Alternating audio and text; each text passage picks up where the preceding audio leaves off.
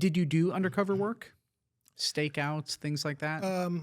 I did and it's, excuse me, it's in the book. I did a limited undercover job, and this was with a would-be terrorist. He wanted to kill the president, among other The president. of the United States. who Really? was, George Bush, the father, Wow. at the time. So, excuse me. So were you Yeah. international for this, or this was No, somebody in no, the this, States? This was in the States. Really? This was in the States. I think he had, and this was just, this was during the time that Saddam Hussein had invaded Kuwait. Yeah. So there was that going on. Everybody is preparing for war, and then this joker, this clown, he decides he's going to call, and I don't remember if it was the Iraqis or if he called the, whoever he called, we managed to intercept it. And so he's offering his services to the Iraqi government. I can do things for you. I can take care of the president and some other politicians. And there were a few other politicians that he named. So all of a sudden, that's in our backyard. And he was from. He's from New Jersey, but he's Middle Eastern origin. Okay. And not only that, we find out later, he's been a soldier in the U.S. Army. I was going to ask if he was U.S. military. U.S. Army. Yeah. Wow. So, he had the kind of the wherewithal.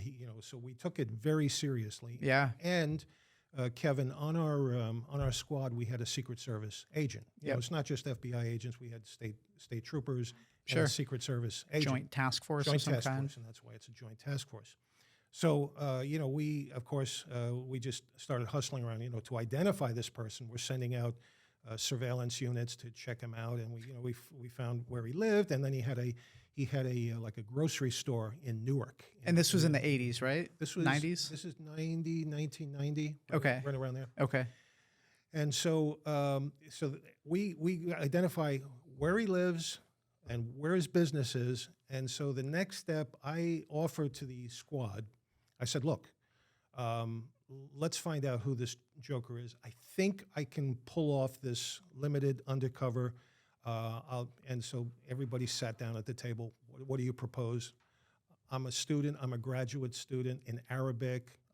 I'm interested in Arab studies. I was a teacher in Saudi Arabia. Real things, that I could use. Yeah. And I'll go into his store and I'll strike up a conversation with him because I have a gregarious background. Yeah. Personality.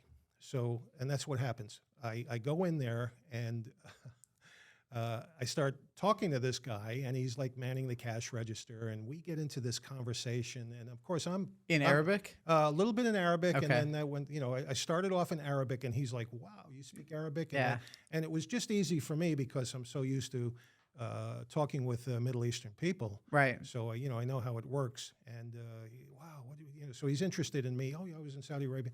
And so I said, well, now where are you from? Oh, I'm Palestinian. Were you from Jordan? No, I was in Kuwait. My family was in Kuwait. Hey, did you hear what's going over in the Middle East? So sad. He goes, yeah, those Kuwaitis, I hate them. Saddam, he's a good guy. So I'm kind of, getting all of this. And then I find out he's been in the military. Right. Yeah, and then that's when I said, "Oh, okay." And he disclosed all of this in one. Yeah. Yeah. Yeah. I mean, that's what I love doing. Yeah. And I do it kind of a carefree, but it's I know exactly what I'm searching for. Right. So after about 15 to 20 minutes, and of course I'm looking around his store as well to get to see if there's a dartboard of the president.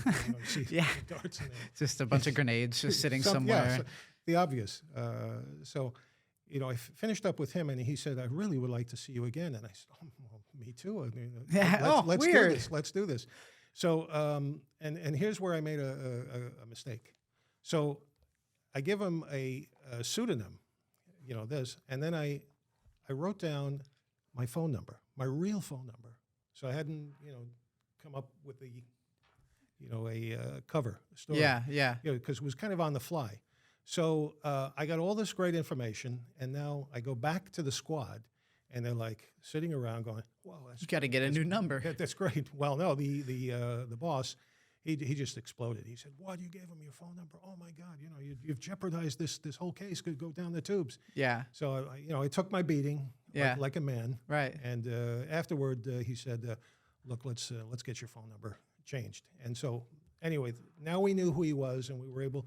There was another case agent, so he assumed the case, but I kind of got the case off to a nice start, except for my little faux pas. Right. So it worked out, and then they got a real undercover guy in. This was one of the best undercovers I've ever seen in my life. Really. And I knew when they got this guy to come in to play with the target, I knew it was all over. Yeah. For that guy. So Yeah. he did such a great job in his undercover role. So in the end, we found out that he made this call, but he really didn't have the wherewithal to do it. I mean, he had a military background, but he had also boasted that he had other people that he could turn to. But again, we had sat on him for close to a year, Yeah. and there were no other people. Right. So this was just him kind of, I think, him really pissed off at the U.S. government and at the Kuwaitis. Right. So he did a stupid thing. He made the phone call, and look what happened. So how long did he go to prison for? I think he was in prison just a few years, not very long. Okay. Like 3 or 4 years. Sure. Something like that. Yeah.